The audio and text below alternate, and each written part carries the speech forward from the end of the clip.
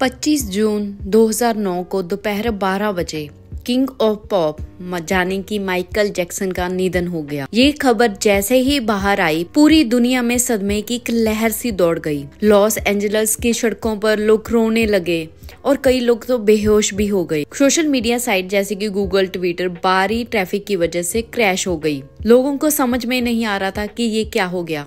दुनिया भर के लोग जानना चाहते थे कि जो इंसान 150 साल तक जीने की चाह रखता था, वो केवल 50 साल की उम्र में कैसे गुजर गया। माइकल जैक्सन का निधन प्रोपोफॉल और बेंजोडाइजेपाइन जैसी दवाइयों के ओवरडोज के कारण दिल का दौरा पड़ने की वजह से हुआ। वह लंबे समय तक जीना चाहते थे, जिसके लिए उन्होंने 12 डॉक्टर्स की एक टीम अपने घर पर रखी हुई थी। माइकल जैक्सन को नींद नहीं आ रही थी, तो डॉक्टर मरे ने उन्हें कई तरह की दवाइयां दी। जब मरे कुछ समय बाद उनके रूम में आए और उन्हें बेहोश पाया, तो तुरंत CPR देना शुरू किया।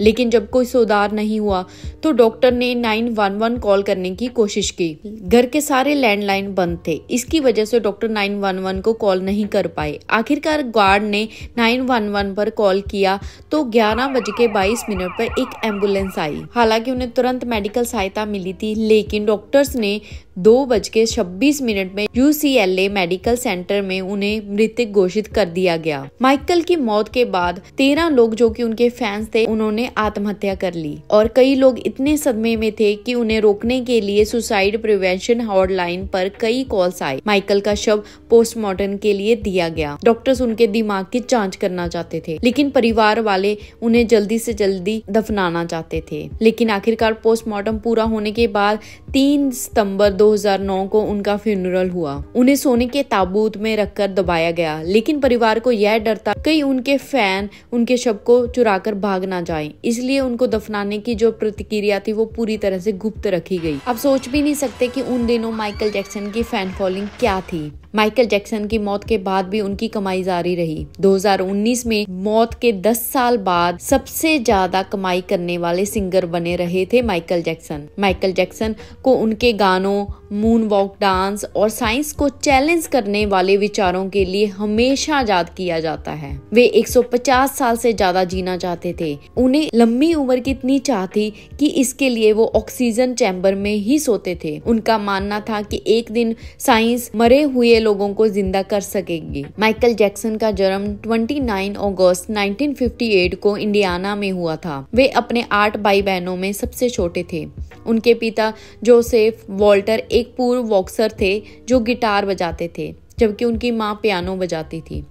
आर्थिक हालत ज्यादा ठीक नहीं थे। उनके पिता ने 1964 में जैक्सन ब्रदर्स नाम का एक बैंड बनाया। महज 7 साल की उम्र में माइकल इस बैंड के लीडर बन गए और बाद में इसे जैक्सन 5 के नाम से भी जाना जाने लगा। माइकल ने 1977 में फिल्म दी विज से फिल्मों में कदम रखा, लेकिन उनकी असली पहचान सोलो म्यूजिक से बनी। उनका छठा एल्बम थ्रिलर 1982 में आया, जिसने उन्हें वर्ल्ड सुपरस्टार बना दिया। इसके 7 करोड़ कॉपीज बिकी और इसे 8 ग्रैमी अवार्ड्स भी मिले। जैसे जैसे माइकल की प्रसिद्धि होती गई, वैसे वैसे बहुत सारी कंट्रोवर्सीज भी उनके साथ जुड़ने लगी। लोगों ने देखा कि माइकल की त्वचा का रंग अचानक बदलने लगा है। इससे वो विवादों में घिर गए। बहुत सारे लोगों का मानना था कि वो अपने स्किन टोन के साथ कंफर्टेबल नहीं है, इसलिए उसे बदलना चाहते हैं। तो फिर डॉक्टरों ने बताया कि उन्हें विटिलिगो नाम की एक बीमारी थी, जिसके कारण उनकी त्वचा पर सफेद धब्बे बनने लगे। इसे छुपाने के लिए वो ब्लीच करते और पूरे मुंह पर मेकअप करते।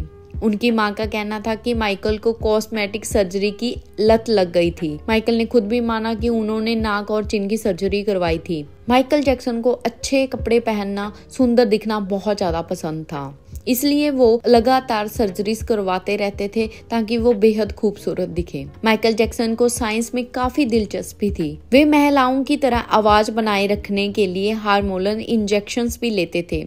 उन्हें अपनी स्किन महिलाओं की तरह चाहिए थी, बिल्कुल साफ, कम से कम बालों के। माइकल जैक्सन पेट लवर भी थे। एक चिंपांजी उनका पेट था जिसका नाम था बबल। वे उसको हर जगह अपने साथ लेके जाते थे, लेकिन जब बबल की उम्र बढ़ने लगी तो वे एग्रेसिव हो गया। माइकल जैक्सन उससे दूर नहीं रहना चाहते थे, लेकिन इस मजबूर के तहत उन्हें बबल को एनिमल रिसर्च सेंटर को सौंपना पड़ा। सबसे बड़ी कंट्रोवर्सी जिसने माइकल जैक्सन की छवि को बिगाड़ा वो थी अगस्त 1993 में 13 साल के जॉर्डन चैंडलर ने माइकल जैक्सन पर चाइल्ड सेक्सुअल अब्यूज का आरोप लगाए। कुछ महीनों बाद कुछ सबूतों की कमी के चलते ये केस धीमा पड़ गया और फाइनली ये कोर्ट के बाहर सेटलमेंट हो गया। माइकल जैक्सन ने इसके लिए 188 करोड़ रुपए दिए थे इस केस को सेटल करने के लिए। पेप्सी एड के दौरान हुए एक्सीडेंट के बाद माइकल को स्कैल्प सर्जरी करवानी पड़ी। इस सर्जरी के बाद ही माइकल जैक्सन बहुत सारी पेन किलर्स पर निर्भर करने लगे और एडिक्ट हो गए। और फिर जब चाइल्ड अब्यूज का केस हुआ और उनकी छवि बिगड़ी तो वो ड्रग एडिक्ट भी बन गए। इनका असर उनकी तबीयत पर धीरे धीरे होने लगा था।